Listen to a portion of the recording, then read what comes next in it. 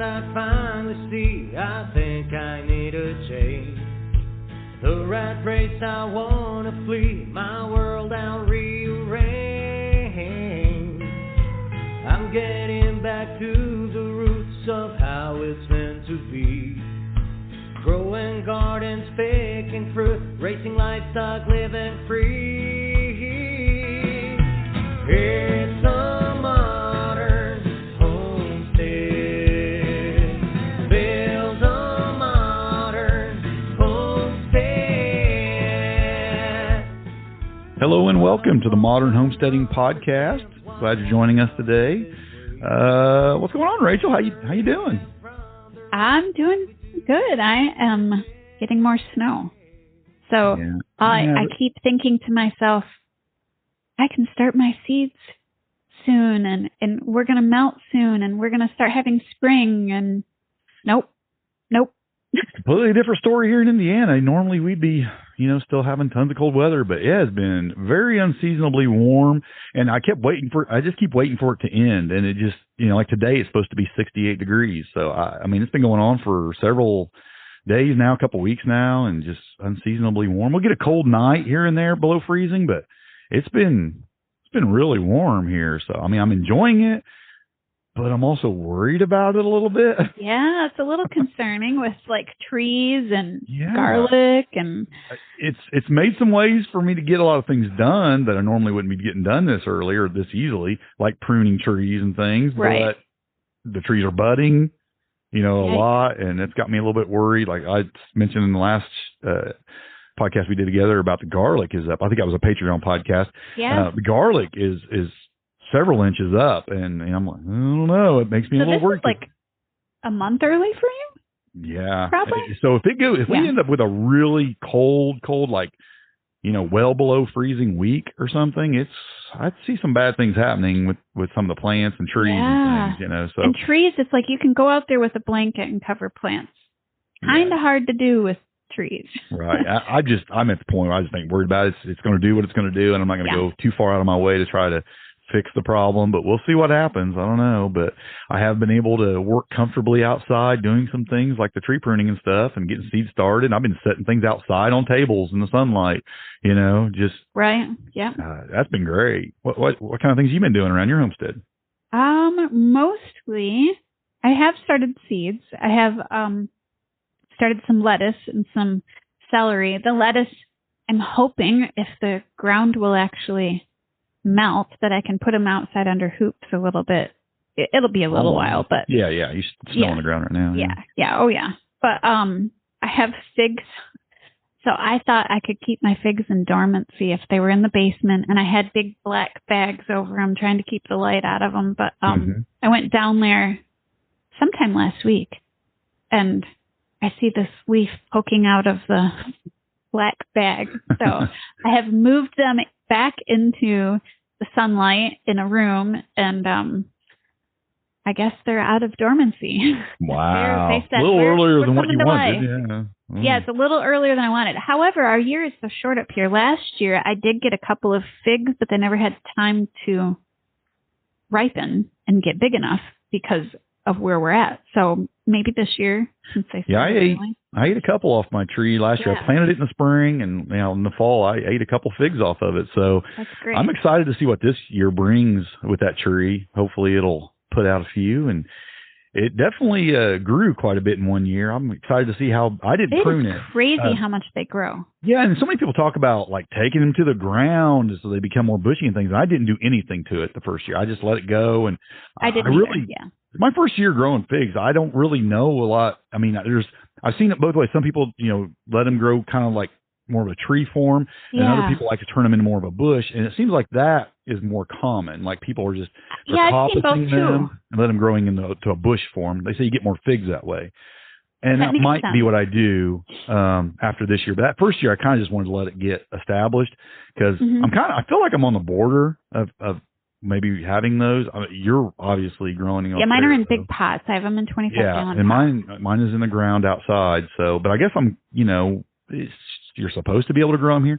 As mild as a winter we've had this year, I think it probably did fine. Oh yeah. We did have a really really cold spell there, though. I don't know. We'll just see. I kind of it was kind of an experiment for me, and it's something that I just wanted to see if I. Yeah, same for me. I bought mine at at our local grocery store. They were on clearance, and I'm like, nah.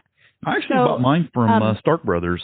So. Oh, okay, yeah, and so we'll see what happens with these. I'd like to put them outside, but I don't think they would live here, let alone at our property. Is yours the Chicago? Yeah, they're the Chicago. Yeah, that's what mine is too. Yeah. I think they're hardy to. Is it zone 6? Yeah. Yeah, which I'm not even. Yeah. I'm 5 and 4. Right. So, but well, give us something to talk about later. We'll see how they do. Yeah, we'll see. I was going to prune them more, and apparently I'm not now. So I didn't prune them. It was one of those things. I was like, oh, I'm going to do it, and then they got tucked away in the basement, and I forgot about it, and I thought I had time. Well, I do want to cut them back and maybe even coppice them, because from what I understand, they're very easy to propagate more from the cuttings. Yeah. So I would like to experiment with that and see if I can't expand that and get more of them, or even try something. Well, and I was also thinking if I coppiced them and had them lower, more like bushes, they would be easier for me to protect, like with straw and stuff like that. But I think we're just going to have to keep them inside for now. Yeah, where you're at, that's probably how you're going to have to grow them and just keep them cut down to a bush in a pot. Yeah. Yeah, and I don't mind doing that. I actually like having indoor plants, especially in the winter. It's so long up here. It's nice to look and see something green. Right. Kind of the reason I have a greenhouse. I'm out there. Exactly. The elderberry in my greenhouse, I have all those cuttings. I still have some in the aquaponic system, but I potted up a bunch, and I have them in the greenhouse too. And wow, they are growing like crazy. I pulled one out a couple days ago. I was looking at the root ball on that thing, and it was just massive ball of roots on it. It was amazing. I actually was been helping a lady put together an aquaponics system. Oh yeah, you told me about that. Yeah, and so I've been out there kind of going. I've been using mine as a guide, talking her through it. We did a video call, and I was kind of trying to help her for it's different because she's building it indoors. I used to have that system set up indoors, but I moved it to the greenhouse and kind of changed it a lot. And so I'm kind of trying to describe how it's supposed to be for her indoor setup, and I've been walking through it. But it's made me pay a lot more attention to that aquaponic system here lately about how it's designed and working. And like I said, I was going through it, showing stuff to her, showing her some of the things in it. And those elderberry are just doing amazing in that thing. That's great. It is, to me, the number one benefit to having an aquaponic system is rooting the cuttings, because they just do amazing. So. Yeah. Well, anyway, today we're going to talk about, this is kind of funny because we're going to talk about tree pruning basics, and we're going to talk about the tools and the kind of tips and techniques to pruning your trees. We actually did this podcast a couple months ago in the Patreon group, but we felt like it was something that we wanted to talk about on the public podcast more than just the Patreon group, even though I feel like we're kind of ripping off the Patreon people here a little bit because they're going to get another podcast on tree pruning basics, but it's just really important. And I think there's a lot to say about it. And I think it's just a really helpful podcast. It's just something we need to do as homesteaders. We need to prune our fruit trees. And there's some techniques to it and some things we can talk about that I think will be helpful for folks. So we wanted to cover it on this podcast as well. But we'll just jump right into it about the importance of it. When you prune your fruit trees, it's really helpful in a lot of ways. It does a lot of things. It will help with air circulation. It will help with actually fruit production. It will, and because you're getting better air circulation and whatnot, it'll help with disease control.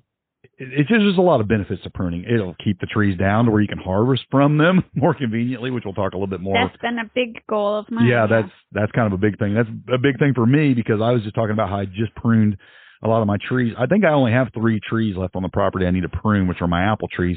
But my pear trees were the things I was most concerned about getting pruned because I didn't prune those last couple of years, and they were huge. Like they were up there like 35 plus feet. And I topped them, which we'll talk about what that means here in a little bit, but I actually topped them down to about 15 feet. Oh, wow. You took quite a bit down. Yes. I was really aggressive with them, and I got the extension ladder out there and I sawed them down, and I took down some big old chunks of tree. But yeah, I did. I brought them way down, and so yeah, I mean, because I really couldn't even reach the fruit anymore. I have a pole, one of them poles with the basket on the end, and I think I was able to get up about 20. The pole was 20 feet, so with arm extension, I could probably get up, close to 30, like 28 feet or something like that. But I reached my arms up and grabbing, and I couldn't reach a lot of the fruit at the top of those trees with that basket. So I wanted to get them down there where I could actually get the fruit, Right. So yeah, I kind of experienced that. But yeah, I mean, there's a lot of reasons to prune your fruit trees, and so we're going to talk about kind of the best way to do that today. Yeah. Well, I was going to say that you're a lot more experienced in this. You have a lot more trees than I do, and I just started doing it a couple of years ago, so I don't know as much as you do. But I think yeah, I don't think it's that complicated. I mean, No. It's just there's some basics that will make it so you don't basically you're going to give your tree the best opportunity to provide fruit for you. The most of the trick is being selective on what limbs that you remove, right. And we'll talk a little bit about the choices you're going to make and why you'll make those choices here in a few minutes. But there are some basic tools you need. You don't need all this stuff we're going to talk about, but some of this stuff is really nice to have if you're going to prune your trees. And the number one thing you're going to need is some pruning shears. And those are great, especially if you've kept up with your trees. And right. So, because those are great for keeping the small limbs out. You're going to use those on probably, 3/4 of an inch or smaller. You're going to be able to snip them with some pruning shears. Maybe and for me, that's been ideal because it's a lot easier to do it when you're just using your hand. Yeah. It's a lot quicker and easier, and you're keeping things a little bit better. Now, if you're letting your trees get a little bit higher and the limbs get a little bit bigger, which some of mine are. I mean, some of my trees are, even the ones I'm keeping cut down, it's like 15 feet, which I like. Right. If I can reach them with my basket, 15 to 20 feet, I can still, that's a good size for me with the basket that I have for collecting fruit. But some loppers are nice, some extended loppers. Mine actually have the handles that slide out, like you can twist them and pull them out, and they get out there pretty good. They extend about another 3 feet beyond the handles. Oh, wow. So they're like probably 6 feet, probably 5 feet handles. I mean, they get pretty long. Those are really long. Yeah, and they're nice because they give you a little extra leverage too when you're cutting the limbs. So they actually cut pretty easy. Sometimes some of those limbs, man, you're just like. Yeah, I've actually broke the blades on them and had to replace the blades in them because you get so much leverage, you can actually snap the blades if you try to take too big of a limb. Wow. Like leverage wise, you could cut it. It's just the blades can't take it. You can actually just take on too much with them. But yeah, you'll want a good set of loppers too. You actually have a pole saw, an electric pole saw. I have a pole chainsaw. Chainsaw, yeah. Yeah, and I have a hand pole. We have a hand pole saw. You got the one that has like a hand saw, but it's on a pole, right? Yeah, and then at the bottom of it, there's you can use for like a lopper. Now, I will say, for me, I'm not very tall and I'm not incredibly strong anymore. Those are actually pretty difficult to use, and that's why we bought the pole chainsaw. It's easier for me to. And it's an electric battery operated one. Yeah. It's one of those Ryobis. Okay, with the battery. It's those are small. nice. It's just small, but it has a pretty long pole. But because some of this stuff it gets hard to do. This is why homesteading is a workout. Tree pruning can be a workout in and of itself. Right. Because my arms are usually pretty sore after I do a lot of it. I actually don't have a pole saw. I have chainsaw. Now, you can use chainsaws. If you've got big trees and you're going to have to take some big limbs, a chainsaw is what you might have to break out. Now, when I cut my pear trees this last week, where I cut it was actually about 6 inches in diameter. So it was big enough where I would have needed a chainsaw probably. But what I did instead was I have this isn't even on the list, but it worked really well, was I used a reciprocating saw. Sawzall, yeah. Yeah, Sawzall. And that worked out really well. I got up there with that because I just like dragging out the chainsaw for that. And that actually worked really, really nice. It did a good job. So we could probably put that on the list too. It works really well. So you can use that or a chainsaw or we have big chainsaws too. We have a couple different sizes. Usually I let my husband use those. I would like a small one for myself that I can use. I have a whole bunch of like, you probably, I don't know, I can pull my sleeve up here. You could probably see it. I got all kinds of scratches and cuts and pokes on my arm. So maybe you want to think about some safety issues when you're cutting trees, because there's a lot of sharp branches. And when you get high up like that on a ladder, there's some dangers too. So a ladder is something you might want to have, either a step ladder. I had to get an extension ladder on mine because it was so tall. I had to really get up there high. Yeah. So, you need a good ladder. But I almost gouged an eye out while I was Definitely. Yeah, so some safety glasses are nice. And I wasn't wearing any, and I did poke myself right in the corner of the eye and almost got my eyeball. Were you wearing your regular glasses? No, I wasn't. Oh. So I wasn't wearing no glasses at all. And I just about took an eye out. So need to use my own advice there and wear some safety glasses when you're doing something like that. You can even go a lot further. If you're doing some heavy, big jobs and you're breaking out the chainsaws, and like you're at your property out there, you're doing a lot of tree cutting. Your husband's out there with the chainsaws actually working, cutting down a lot of stuff. We've had to use the chainsaw. We use chainsaw chaps. We know of too many people that have had issues, and even with myself, I've thought about it, because that small little electric chainsaw that I have that's on a pole is top heavy. So when I have it above my head, I actually did have it swing my arm. When you get tired, quit. Mm-hmm. That's another advice. I got tired and I was trying to trim a tree branch, and I'm like, I can keep going. Well, it swung down and it didn't hit me, but it could have hit me. And it wasn't going still because of the way it's designed. My hand let go of the handle. But those electric ones break. Safety, just the safety aspect. I think it's easier to be safe than to regret that you weren't. Chainsaw chaps are a good idea. I don't have a pair, but I don't really do a lot of chainsawing. But the safety glasses are a real good idea. Something, I was up there cutting down some pretty big branches and stuff's falling down on my head. You could wear a hard hat even. There was a lot of stuff coming down, smacking me in the top of the head on the way down. Nothing was too big. But if you were doing some big jobs, had big stuff coming down, it could be really dangerous. So, I mean, there's some things there you just want to maybe pay attention to and have if you're going to be doing some heavy pruning. Yeah. This isn't even an issue, though, if you're keeping your trees pruned pretty short all the time. There's some people who keep their trees like 6, 7, 8 feet tall. So they got all the fruit at hand level there where they can pick it. If you're doing that, you probably a set of loppers and pruning shears. That's probably all you're going to need to keep everything down. But thinking about safety too, it's important to keep your stuff sharp, because sharp tools are safer tools. When a chainsaw gets dull and you're having to push into it, or you're holding it there a lot longer, it causes a lot more fatigue. Just hand saws and stuff, if you can get to that branch quicker, there's a safer issue. It's a lot safer. And believe me, you'll want your stuff sharp, because it makes the job quicker and easier and less aggravating. And there's nothing more aggravating than sitting there trying to cut through something with a dull chainsaw. And it's producing more smoke than it is sawdust because it's just sitting there spinning. That happens. But have a first aid kit on hand, because you will more than likely get some scrapes and cuts and things like that if you're doing a lot of this work.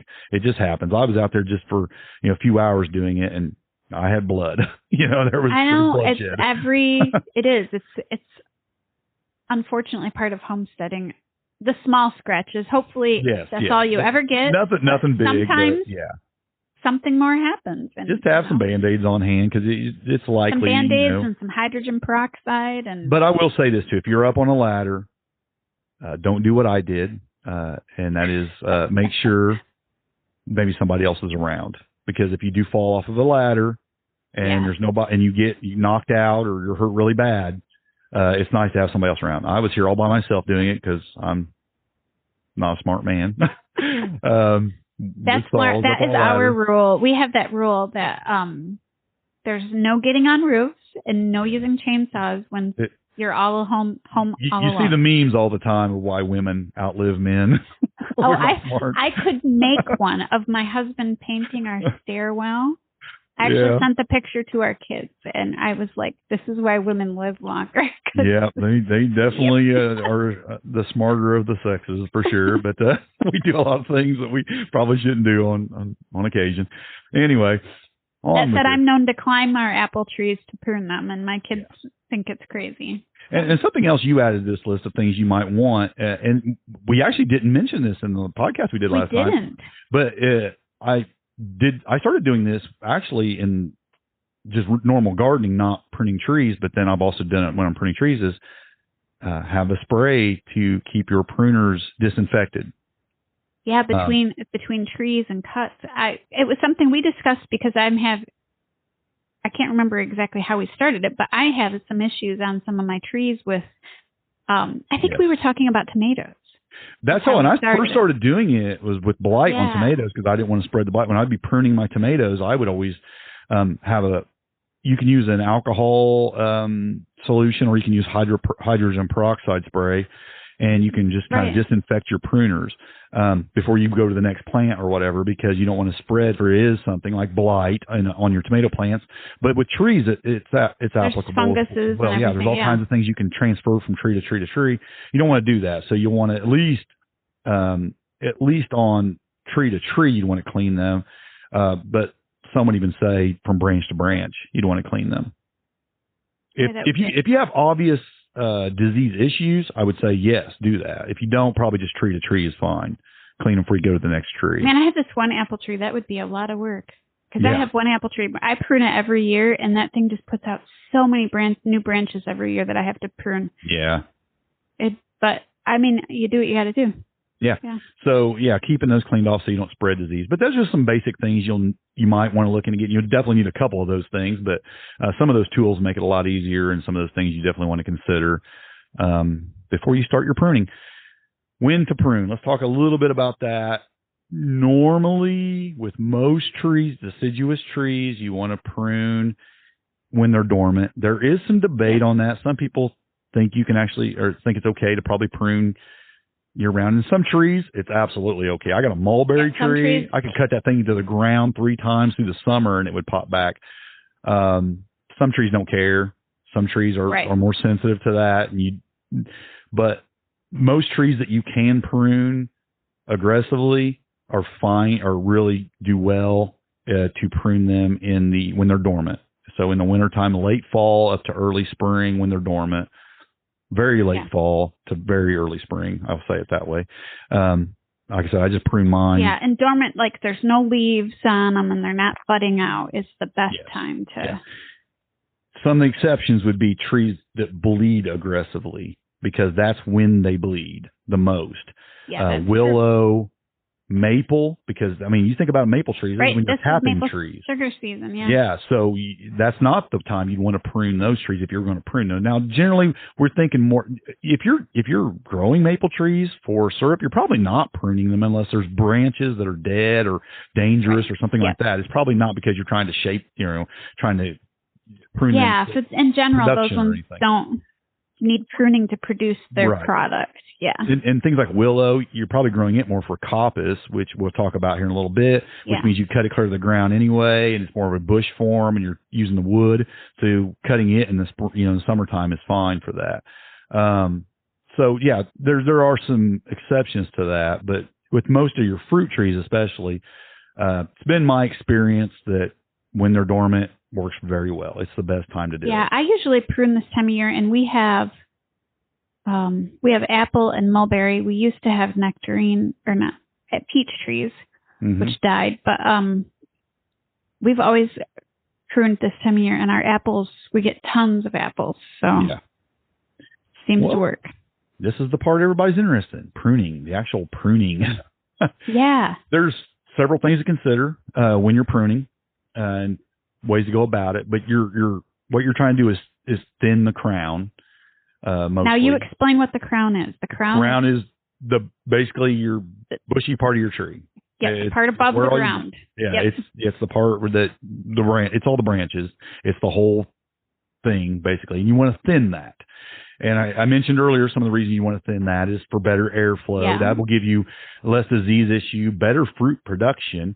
It's just like tomato plants. We talked about it before with tomato plants. We prune. Less leaves sometimes means more fruit, right? So you don't want it putting all of its energy into branch growth and leaf growth. You want most of that energy to go into the fruit production. So right, and less leaves also mean like more airflow, like with tomatoes with blights and stuff like that. You want airflow. The same with the apple trees. Yep. You want to open them up and you want to thin them out and just and you're wanting to get rid of branches that, and we'll talk about some of the branches you want to get rid of because you'll start with those. Oh, you are going to look for an overall shape, but the things you want to remove first are removing dead branches. Get those out of the way. They have no use. And you can tell when a branch is dead. You can kind of snap it. They'll look different color usually. You can kind of tell when they're dead. Yeah. Usually you can't mistake it. They're really dry looking, different color. Go ahead and cut those off. Get them gone. You'll always have a few that they're dead. So get rid of those.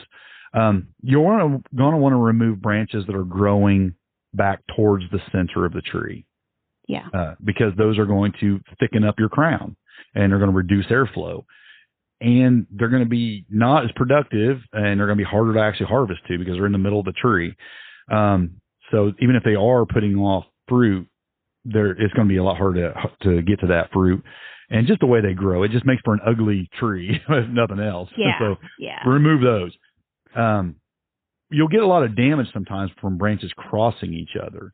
So you'll want to take the worst of the two branches that are crossing and remove that one because they can actually damage each other too. They can actually rub against each other and wear spots, kill a branch or fall across it, or double the weight sometimes being pushed down on a branch and actually make them drop down to the ground. Apple trees are really bad about that because they get kind of twisty. And I have some that will double up, lay down, and they'll go almost to the ground with the weight. Yeah, you almost, after you've seen several apple trees without leaves on them and apples on them, you start to recognize them because they got that twisty, gnarled, twisted up mess. Yeah. And you can prevent a lot of that from some good pruning, but they're still going to do a lot of that. So dead branches growing towards the center, and branches that are crossing each other. You do that, you're going to do most of the pruning that you probably need to do. Now, the next thing you're going to probably do is you're going to get an overall shape. If there are any that are just way out of the shape or sticking out in places you don't want to stick out or whatever, you can remove those, or you can do what's called heading. Heading is the next thing you're going to do. You're going to cut the tips. Anything that's starting to grow out too far, you head those branches. And what will happen is when you cut those, it will actually create the Y out. They'll either send out 2 or 3 sometimes branches going out in the other directions. So it'll basically stop growing out and start growing straight out and then kind of bush out at the end. And this will actually produce more, it'll make it look more shapely, but it'll also produce more fruit because it gives more branches that'll actually produce fruit by doing that. So you'll do your heading. Usually with me, I just cut the tips. Like I'll keep it. Also, I maybe only cutting a couple inches on a lot of those branches. Now, if one's sticking out quite a ways, I might take a foot off of it or something to get it brought it back into shape.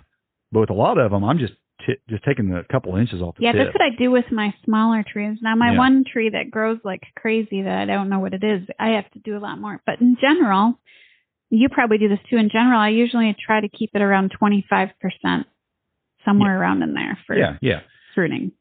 And with some trees, I do a little bit different, like with a peach tree. I kind of let it spread out a little further because they do really well when the branches are kind of longer and out there, and they'll grow way out. It's almost like vines. So it gets way out there. I mean, several feet in different directions, and you can kind of pick the directions you want it to go. And instead of growing up, you can make it just grow way out. Oh, wow. And it works really well. Yeah, it's kind of a... And like you said with mulberry, man, that thing, I could...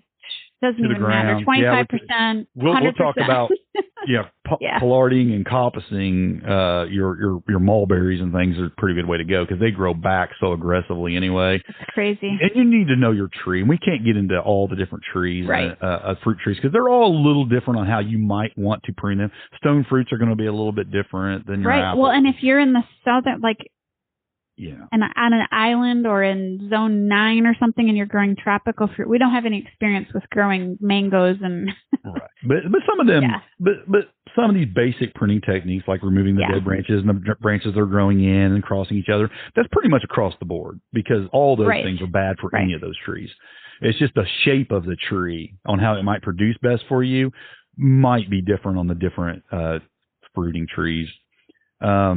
But the next thing you might look at is height reduction. This is what I had to do to my pear trees. Right. And this is a couple ways you can reduce your height is one, just tree topping. Now you'll see that done commercially on trees, especially when they're dealing with, you'll see companies come in and if trees are getting up close to power lines or whatever, and you'll see these trees getting cut flat. Yeah. And that's called tree topping. And basically that's what I just did to my, my pear trees. I topped them. I didn't pollard them. I just topped them. I made them flat. But now when those grow back, they'll bush out nice. They'll look good, but they look kind of bad when you first do it because it's just like you just flattened the top of your tree. Well, and your tree does look kind of naked when you do this. When the leaves fill in, you're like, okay, I didn't. It won't look very good when you first do it.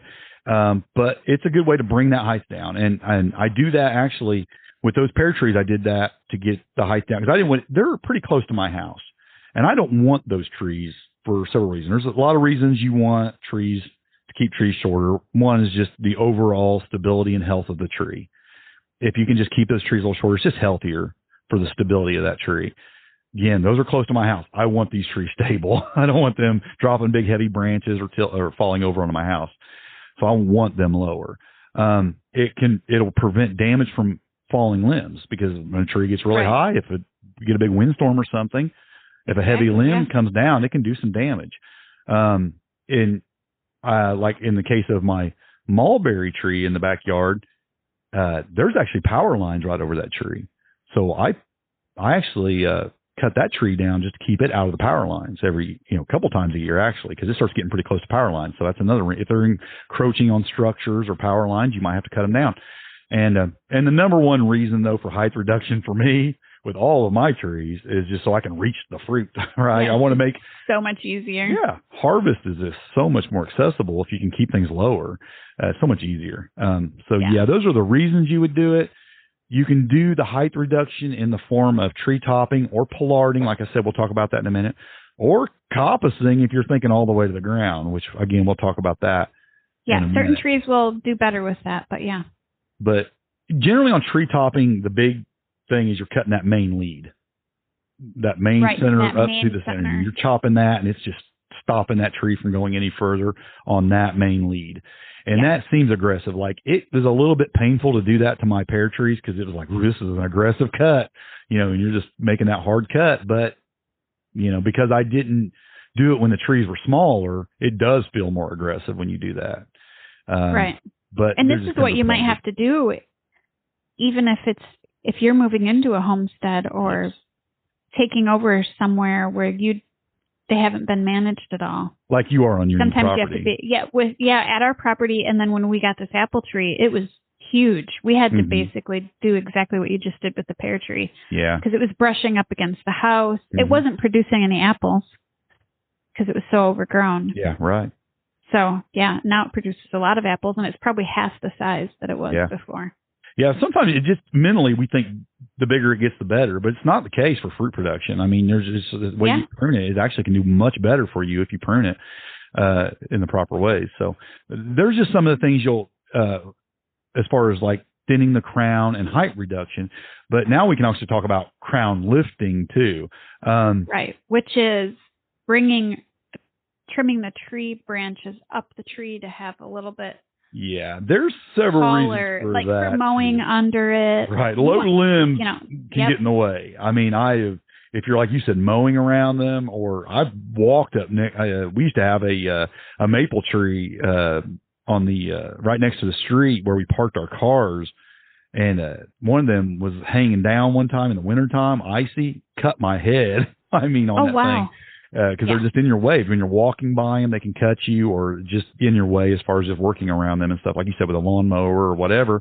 They can bring in sunlight to an area if you need sunlight, like in your garden, or even in a civil pasture where you're trying to grow grass or feed underneath or some trees. In permaculture, you're having you're building your guilds around your tree, which I seen some folks in the front porch were asking about a little more detail on guilds. We might do an episode here and maybe a few weeks on what guilds are exactly. Because we talk about guilds all the time, but I don't know if we've really done kind of an in-depth on guilds. So that was a good suggestion. We'll talk about that, maybe do a whole episode on building guilds.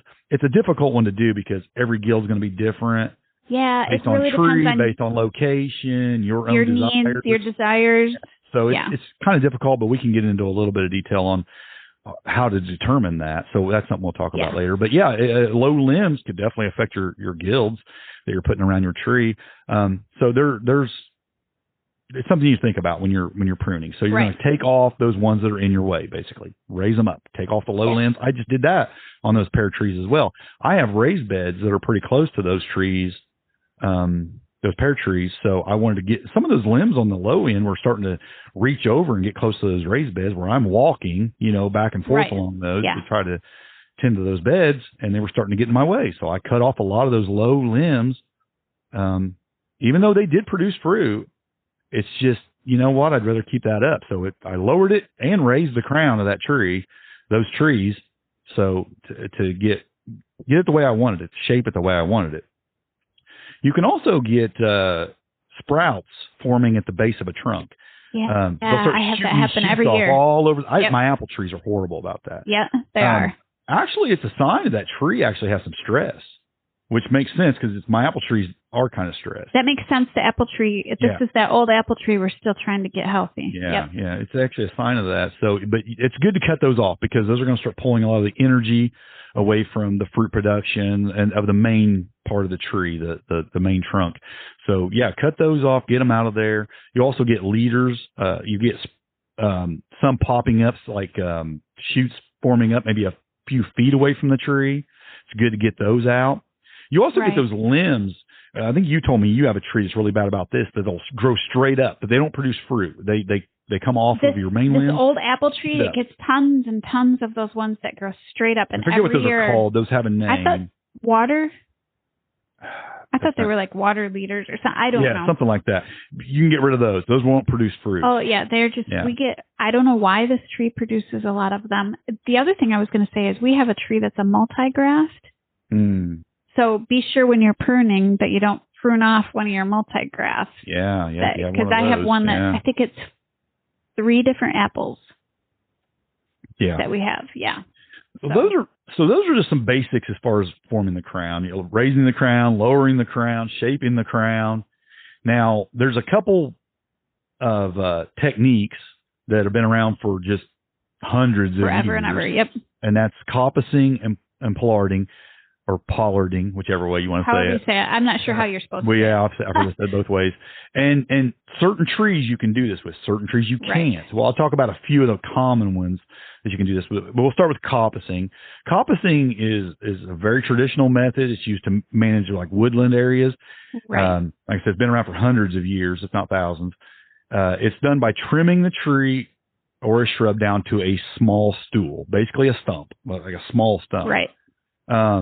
Now, a lot of trees that would kill, but there are a lot of trees that you can do that with, and it's very good. I mean, it actually can lengthen the life of trees dramatically. Some of them are hundreds and hundreds of years old that they've been doing this too. Yeah. And it basically makes that tree trunk bush out. Yeah. So instead of one main trunk, you end up with several. It's kind of what we were talking about in the beginning with the fig trees. I was talking about doing it with fig trees. Yeah. That's basically what you do. You coppice it down to about a stool, say 8 inches high, and then it would basically it'll put all of its energy into shooting up those, kind of like what we were talking about. You want to cut off like your apple trees, the sprouts that are popping up all around the stump. You want that to do that in the coppice when you're coppicing, and it shoots up like a bush, and it becomes like a bush. And this will do a lot of things. It'll produce a lot more wood. Say you're growing willow for the wood production or something like that. Or mulberry, it'll do the same thing. It'll start shooting up. My mulberry tree back there has several, leaves coming up off the ground. You can do this with mulberry for feed too, it'll make a bush instead of a tree, basically. Yeah, and you get a lot more leaf product for feeding animals. You get a lot more wood for crafts or woodwork or whatever you're wanting to do. Firewood, even. I mean. You think about coppicing things like black locust for firewood is like amazing. Tons. And people do willow to make those wattle fencing or baskets, or willow baskets. Yeah. So some of the more common trees for coppicing, hazel, which sycamore was in this list of things I looked up, which I never even knew. I never knew until I looked that up. But that's one of them. There was willow, black locust, elder, chestnut, alder, mulberry, ash, and maple. Which maple surprised me too. I didn't even know maple was in that. I was surprised that maple was, except for out at our property, there was a couple of maple trees that were cut down, and they're growing all these little branches up out of the stump. It's crazy. Yeah, I was going to say, I didn't know that maple was one that people actually practice coppicing with, but I've had the same experience because I have one beside my pond that I've cut down to the ground several times, and it just keeps on coming back up, bushier than ever. So it does work. I just didn't know it was something that was commonly done with the maple there. So coppicing, basically, like I said, taking it down to a stump and certain trees. Now, know for sure before you think, well, I'm going to do that with this tree. Know for sure that your tree, is there some trees you do that with are dead. I think you're going to, if you did that to like a birch or a pine tree, you'd kill it. The list that we gave is not exhaustive. There's a lot of more that you can do it with, but those are the common ones. But know for sure that your tree is able to be coppiced or pollarded, either one, because both could kill your tree.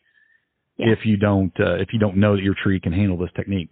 Pollarding is a technique that it's more focused on the upper branches of the tree. You're not taking it to the ground, but you're basically cutting it it's an aggressive prune.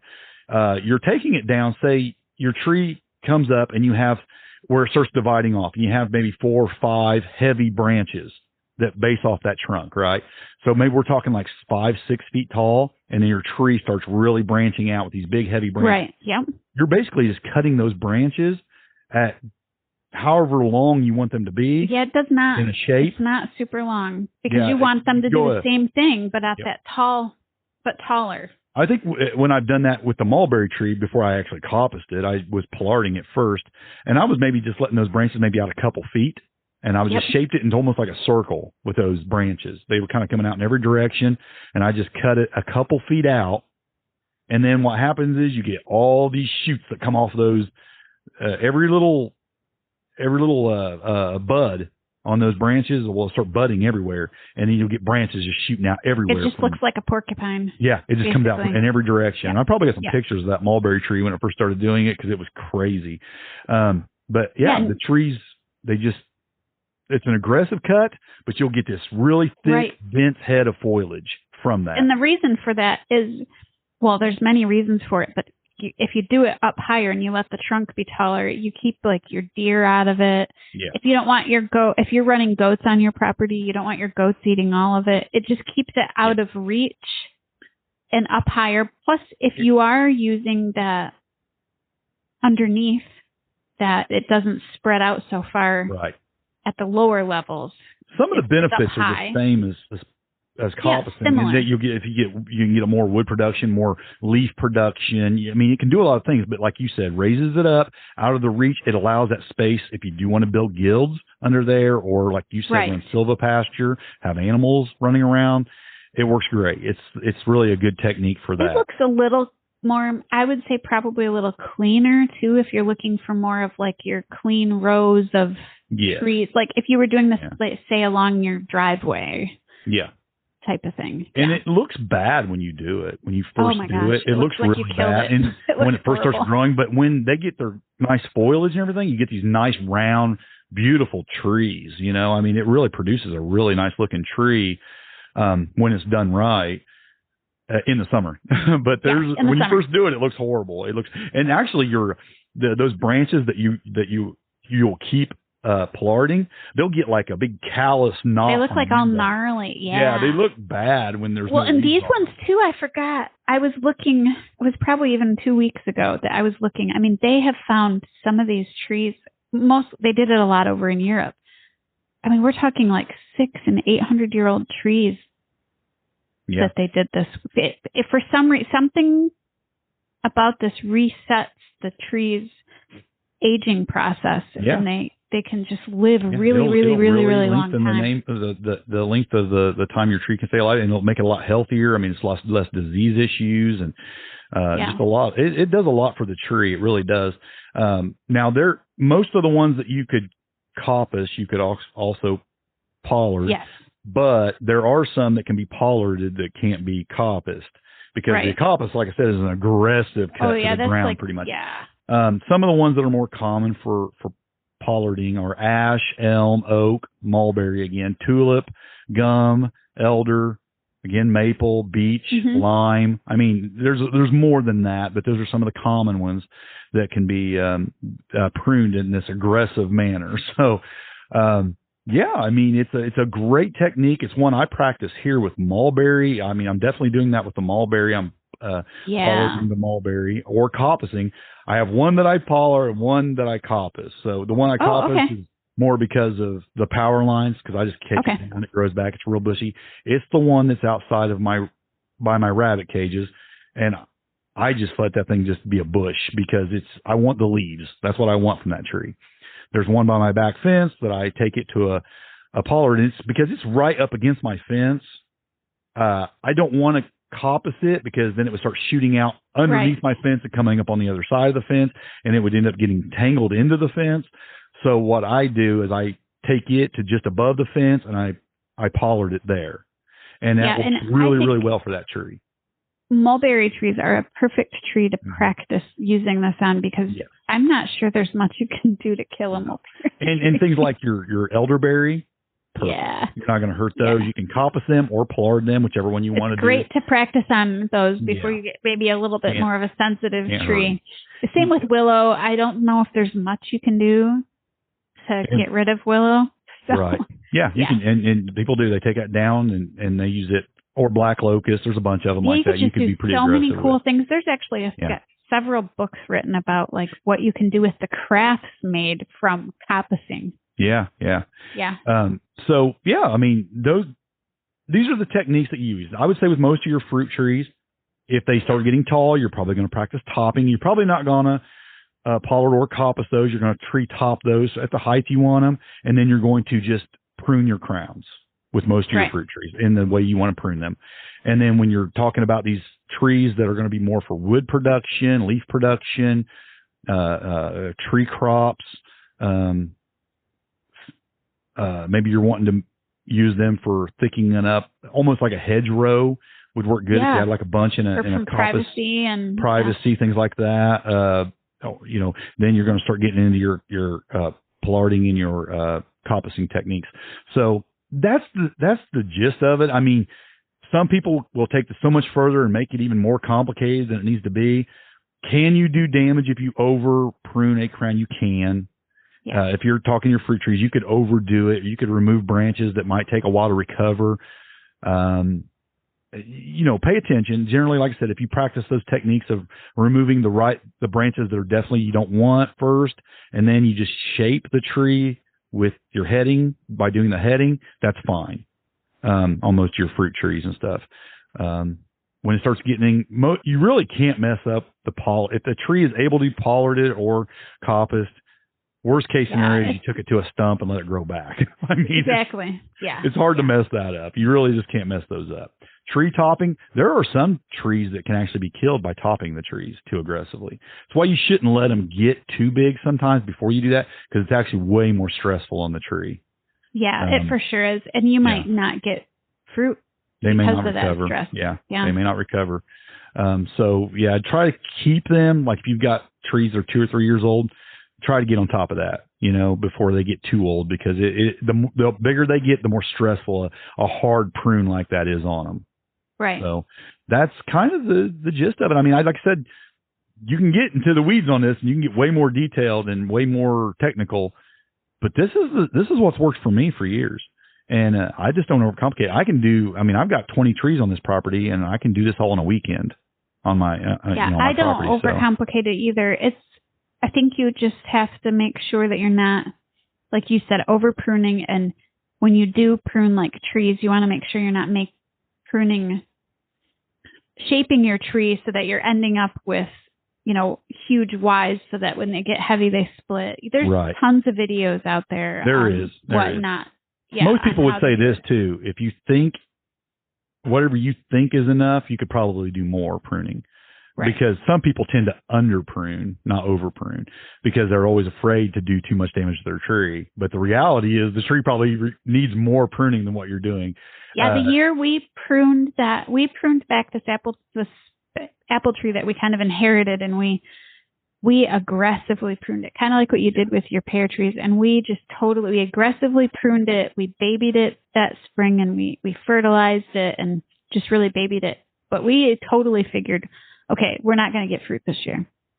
That thing went crazy. It was like, oh, thank you. So, yeah. Yeah. Well, that brings us to maybe some resources. There was a couple of YouTube videos added in the link on pollarding and coppicing. If you're interested in that, knowing a little bit more about that, there's some great videos on that that we put in the show notes. And there's some great books out there. Oh, there's so many. These couple here you mentioned in the show notes, the one by... You're going to try to pronounce it? Nope, I'm not, but you put Mark it in there. So. K. Coppice Agroforestry. This is like a thick book. I mean, it's 700 pages. I'm still chewing on it. I don't have that book, but I want it. I have been reading this book probably for several months. It's probably my slowest read because there's a lot to chew on. It's really, it's like a textbook, really. Yeah. And then The Civil Pasture by Steve Gabriel. And then I think I added another one. The Holistic Orchard by Michael Phillips is in there. Michael Phillips did a really good job. He has some videos online too. He has some nice videos on YouTube that you can. Just total tree care, not just pruning, but just all. Yeah. Yeah. Yep. We actually forgot to do our book recommendations at the beginning of the podcast. We did. I saw you through that, and but I then didn't the thing is, one of the books the book I was going to talk about is actually goes right along with this. Is a great book. Does it really? I was going to recommend Tree Crops, A Permanent Agriculture by J. Russell Smith. I saw you wrote a blog post about this. Yeah, I did a little book review on it.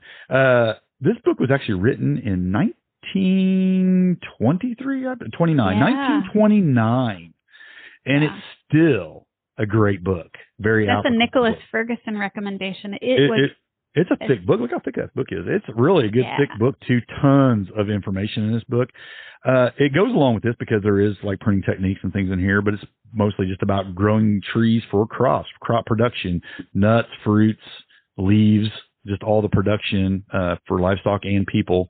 It's a great resource, but it's old. It's been around a long time. Yeah, well, some of those old ones are good. So that was my book recommendation for the day. Well, mine was not about trees, but it is about homesteading. There you go. My book is called, I don't know if you've ever read this, but it's called Hard Times in Paradise. I've never American heard families of it. Struggle to carve out a homestead in California's Redwood Mountains. So how I learned about this book is these people were, they have another book about homeschooling.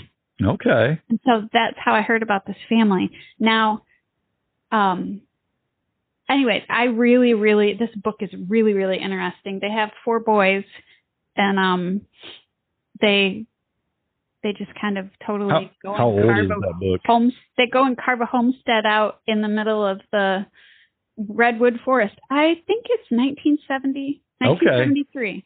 I love books like that. I love the stories of just how people did it. And there's pictures in here of they built houses, and they kind of went with whatever so a couple of the boys were theirs biologically, a couple were adopted. People might be interested in their other book about homeschooling. They unschooled their kids, and all 4 of their boys got accepted into Harvard. Wow. Yeah. One of them actually served. I stopped following him a long time ago, but one of them, I believe, either served or worked on the House floor in the Senate. Wow. So the homesteading book, both of their books were good, but this homesteading book it's just really fun. I love them building a homestead, autobiographies, and I love them. It's been a while since I read it, and when I was looking at my bookshelf for a book to recommend today, I ran across it. I'm like, I need to read that again. Because when I read this, all we had was just a small garden. Yeah. And now we have a lot more. So, yeah. You find stuff in there now that'll speak to you that didn't speak to you the first time. Yeah. Right. Great recommendation. I'm going to have to get that book because I think that sounds like that'd be a great read. I just love books like that. So I never even heard of that one. So that's a good one. Yeah, it's interesting. Good recommendation. I think he may have written other books too. I think we have Google. He might have written like 3 or 4 of them. He was a college professor. I believe his wife also was.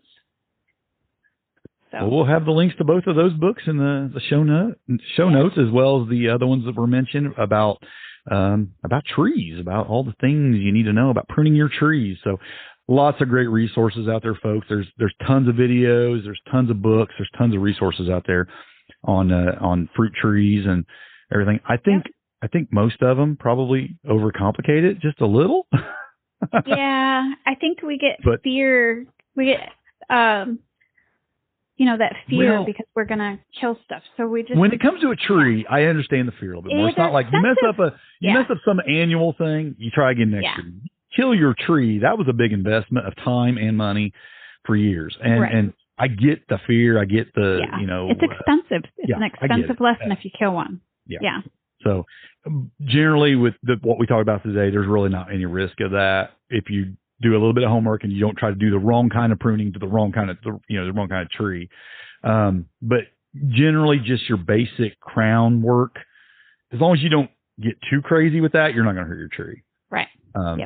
Yeah. Just if you remove the branches we kind of talked about and shape it just a little bit, it's going to be great for you. Where you start getting into the risk is when you do aggressive topping or plarding or coppicing the wrong kind of tree. So other than that, you're pretty safe. But do a little homework. Make sure you know what you're doing on your tree, because like I said, stone fruits are going to be different than apple trees, than pear trees.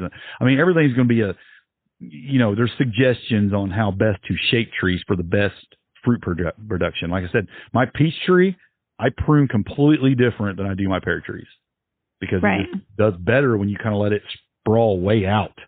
Versus the pear trees, they don't need that. They do great, more of a traditional round shape.